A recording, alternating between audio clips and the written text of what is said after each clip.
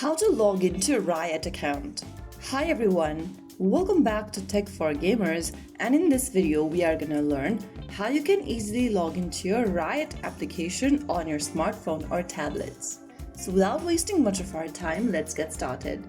First of all, launch open your Riot application on your smartphone or tablet, and in the login interface or the welcome page, click on the Riot option.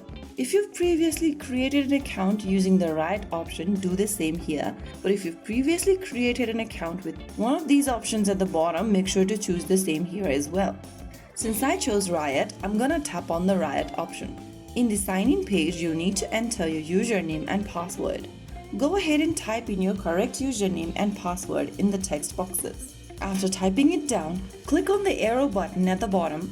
If you don't remember your credentials, you can tap on Can't Sign In and follow through the instructions in the recovery page. Soon after you do that, you'll be able to log into your Riot account. So there you have it. That is how you can easily access your existing Riot account using the Riot app on your mobile device or tablets.